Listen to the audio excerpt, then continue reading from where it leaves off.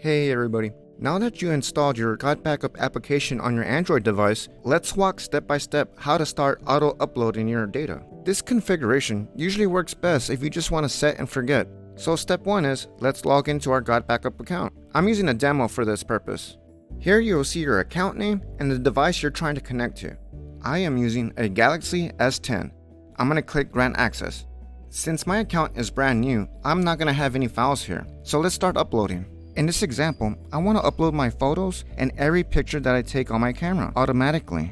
By default, the camera pictures that I take on my phone are stored here. And to show you again, I'm going to go to my files and here's my folder path. Internal storage, DCIM, camera.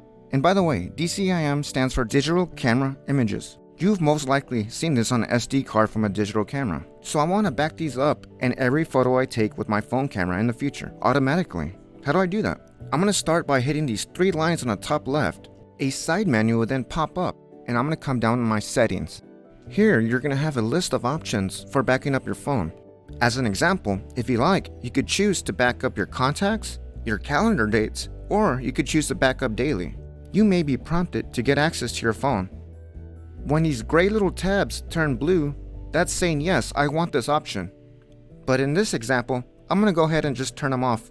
Back in my settings menu, I'm going to go ahead and click Auto Upload. Here, you will be shown all the folders that exist on your phone. I just want to back up my camera folder, so I'm going to click on this tab and then Configure. I'm going to hit this tab on. It's going to show me my internal folder and the remote folder it's going to create on the cloud.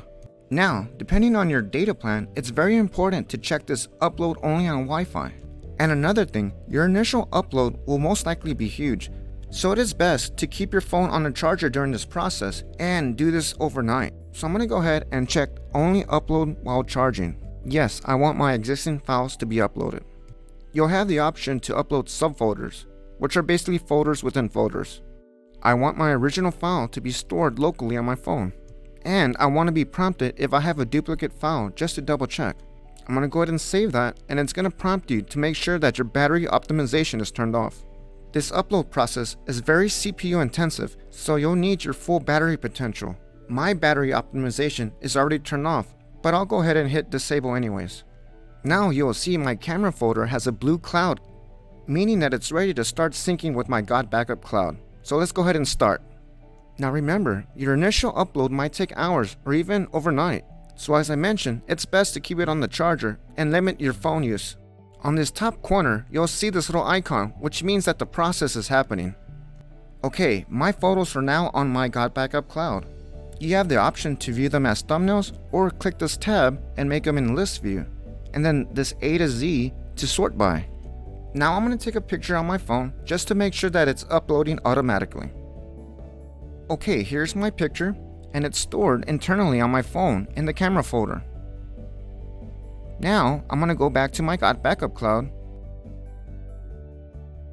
And sure enough, there it is. It was uploaded automatically. So this is literally a set and forget. And if you want additional folders to upload automatically, just repeat this process. It's as simple as that.